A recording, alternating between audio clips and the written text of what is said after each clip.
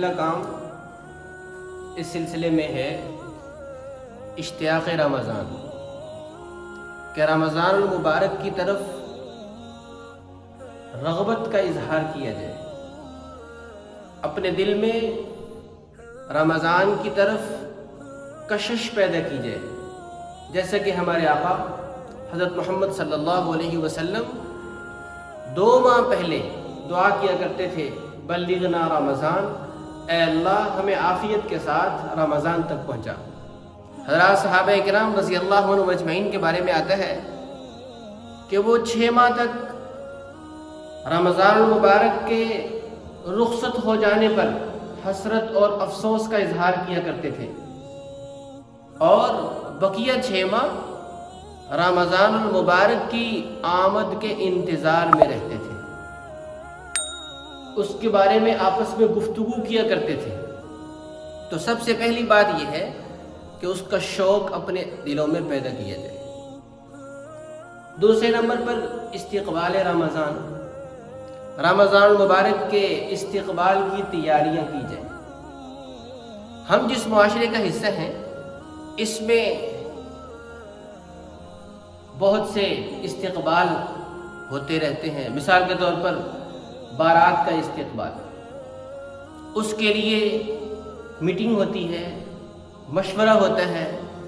کہ کس انداز سے استقبال کرنا ہے، استقبالیہ گروہ میں کتنے لوگ ہوں گے، فرنٹ پہ کون ہوگا، مہمان خصوصی کو کون ریسیو کرے گا، جہاں اسے بیٹھایا جائے گا اس کی نشست کیسی ہوگی، اس کو ماحول کیسا ہوگا، یہ ساری چیزیں طے کی جاتی ہیں تاکہ رشتوں کی جڑیں جو ہیں وہ گہری ہو جائیں اور اپنائیت کا اظہار ہو جائے، آنے والے کے دل میں ہماری محبت اور عقیدت بیٹھ جائے۔ اسی طریقے سے اللہ تبارک و تعالیٰ کی طرف سے یہ رمضان المبارک ہمارے پاس جو آ رہا ہے یہ بہت ہی محترم مکرم مہمان ہے، اس لیے اس کا بھی استقبال کیا جائے گا۔ تو استقبال میں سر دست یہ ہے کہ پہلے تو مہمان کی عظمت اپنے دل میں پیدا کی جائے کہ یہ کس قدر عظیم الشان مہمان ہے، یہ پورے سال کا سلطان مہینہ ہے، بادشاہ ہے، سردار ہے۔ یہی وہ مہینہ ہے جس میں تمام آسمانی کتابوں کو نازل کیا گیا، یہی وہ مہینہ ہے جس کے اندر مومن کے رزق میں اضافہ کر دیا جاتا ہے، یہی وہ مہینہ ہے جس کے پہلے حصے کو رحمت،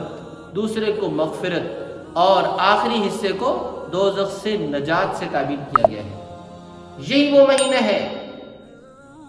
جس میں نفل فرض کے برابر اور ایک فرض 70 فرائض کے برابر ہو جاتا ہے، اس لیے اس کی عظمت اپنے دل میں پیدا کی جائے۔ دوسرے نمبر پر جب عظمت ہوگی تو دعا کے لیے بھی ہاتھ اٹھیں گے، اس لیے کہ انسان جس چیز کو محبوب سمجھتا ہے، جس چیز کو بڑا سمجھتا ہے، جس کی طرف رغبت رکھتا ہے، اسے پانے کی بھی کوشش کرتا ہے۔ تو اس لیے دوسرے نمبر پر دعا، جیسا کہ میں نے عرض کیا کہ آپ صلی اللہ علیہ وسلم اس سلسلے میں دعا کیا کرتے تھے، اور آپ ایک یہ بھی دعا کرتے تھے، اللہم سلمنی لرمضان وسلم رمضان علی، اے اللہ مجھے رمضان کے لیے سلامت رکھیے اور رمضان کو میرے لیے سلامت رکھیے۔ تو دوسرا کام ہم نے یہ کرنا ہے کہ ہم اس کو پانے کے لیے دعا کریں گے، اور تیسرا کام یہ ہے کہ جو اعمال ہماری طرف متوجہ ہو رہے ہیں رمضان میں، روزہ رکھنا، تراویح پڑھنا، صدقہ فطر ادا کرنا، ان کا علم حاصل کیا جائے، ان کے مسائل سیکھے جائیں، اس لیے کہ جو چیز فرض ہے اس کے مسائل سیکھنا بھی فرض ہے، جو چیز واجب یا سنت مؤکدہ ہے اس کے مسائل کو سیکھنا بھی واجب اور سنت مؤکدہ ہے۔ تو یہ سیکھا جائے کہ کون سی صورتیں ہیں جن میں روزہ ٹوٹ جاتا ہے، قضا اور کفارہ دونوں لازم ہوتے ہیں،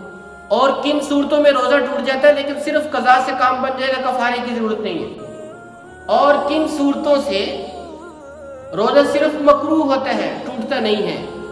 اور کون سی امور ایسے ہیں جو روزے کی حالت میں ہمارے لیے جائز ہیں۔ اسی طریقے سے تراویح کی تعداد کیا ہے، صدقہ فطر کی مقدار کیا ہے، اس کی شرائط کیا ہے، تو یہ سارے مسائل کو سیکھنا، یہ استقبال رمضان میں شامل ہے۔